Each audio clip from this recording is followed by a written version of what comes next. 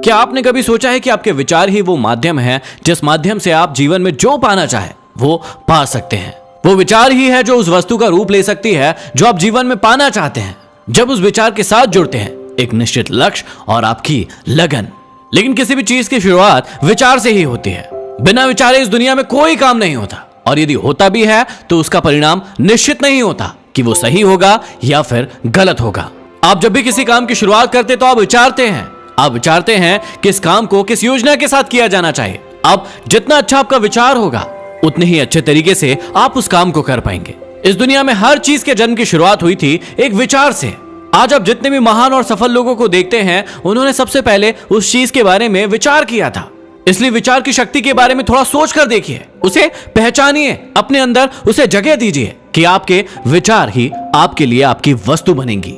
आपके विचार जितने अच्छे बनेंगे ये दुनिया आपके लिए उतनी ही ज्यादा अच्छी बनेगी। कई लोगों का जीवन इसलिए बुरा बना रहता है क्योंकि उनके विचार में स्पष्टता नहीं होती है, उनके विचार स्वच्छ नहीं होते हैं। उनके विचारों में ईर्ष्या, जलन, भय, क्रोध, इस प्रकार की चीजें होती है जो वो दूसरों के लिए रखने की कोशिश करते हैं, लेकिन वो खुद को ही खत्म कर लेते हैं।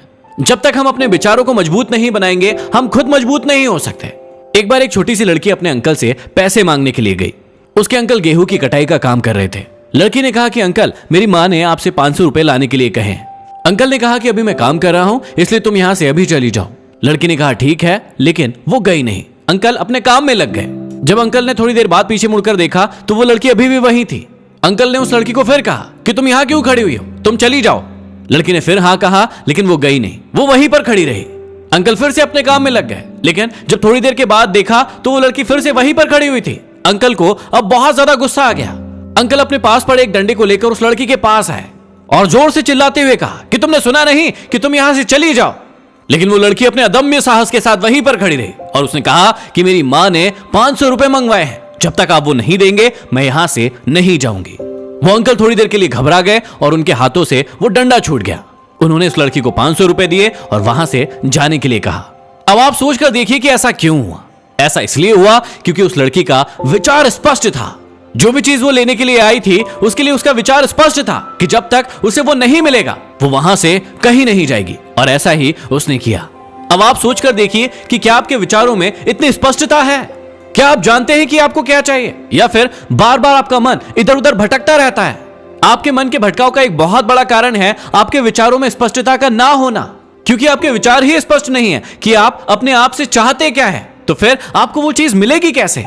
लेकिन आप एक बिना स्पष्ट विचारों के एक खुले मैदान में सिर्फ दौड़ते चले जा रहे हैं कि कहीं आपको कुछ मिल जाए, लेकिन आपको कुछ भी नहीं मिलता है।